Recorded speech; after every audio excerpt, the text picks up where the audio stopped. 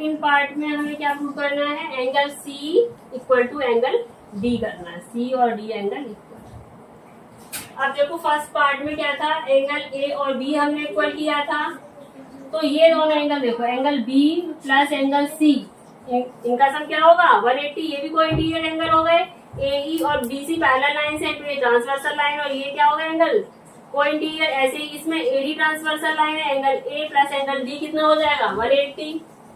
देखो angle B plus angle C equal to 180 and angle A plus angle B equal to 180।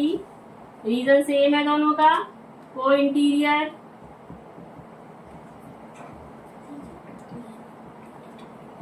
ठीक है, को interior angle है। अब इन दोनों की ही वैल्यू 180 है, तो ये भी आपस में एक दूसरे के इक्वल हो जाएंगे। लिखेंगे angle B plus angle C equal to angle A plus angle D. अब देखो फर्स्ट पार्ट में हमने angle A equal to angle B के किया था, तो एंगल बी की जगह हम एंगल ए लिख सकते हैं, तो angle A plus angle C equal to angle A plus angle D. A से ए रिड्यूस हो गया, तो angle C equal to angle D आ गया। सेकंड पार्ट हो गया हमारा यहाँ पे। थर्ड पार्ट में triangle ABC congruent to triangle BAD करना है। भाई इसके लिए अब हमें यहाँ पे इसको रब कर दो, अब हमें इससे कोई कंसर्न नहीं है, इसे रब कर वगैरह से क्लीन सा कर लेते हैं, ठीक है ना। ट्राइंगल एबीसी, ये ट्राइंगल बीएडी के बीएडी और ये वाला कॉन्ग्रुएंट प्रूव करना है। ट्राइंगल एबीसी, ये वाला ट्राइंगल बीएडी के कॉन्ग्रुएंट प्रूव करना है, ठीक है।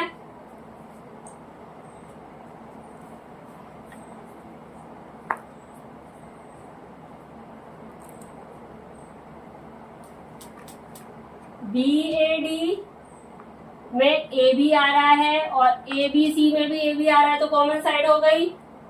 सबसे पहले ट्राइंगल ले लो, in triangle ABC and triangle BAD, ठीक है।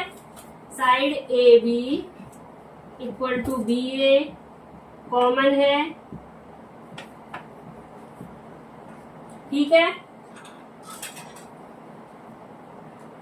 एंगल ए, अब देखो इसमें बी ए डी में एंगल आपका ए है, ठीक है, और ए बी सी में एंगल बी है।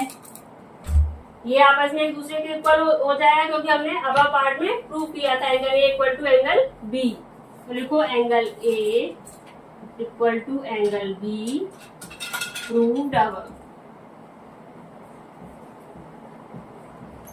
ठीक है। अब देखो बी ए डी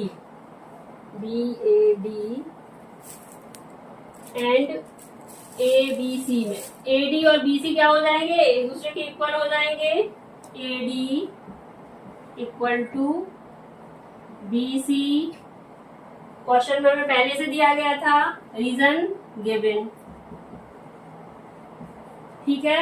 ये दोनों ट्राइंगल हमारे कॉन्ग्रुएंट हो गए साइड एंगल साइड रूल से। So triangle ABC congruent to triangle BAD by side angle side rule, ठीक है। फोर्थ पार्ट हमारा ये इजी है। Fourth part, diagonal AC equal to diagonal BD. Diagonal AC और डायगोनल बीडी हमें equal करना है। ये ट्राइंगल एबीसी और बीएडी के कॉन्ग्रुएंट पार्ट है, तो ये सीपीसीटी से इक्वल हो जाएंगे। रीजन वाइज लिखेंगे, since triangle ABC congruent to triangle BAD, then diagonal AC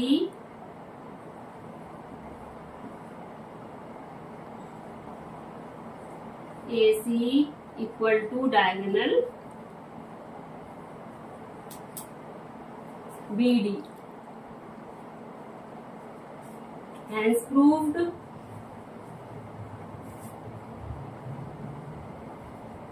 यहाँ पे हमारा क्वेश्चन नंबर 7 कंप्लीट हो गया और एक्सरसाइज 8.1 कंप्लीट हो गई।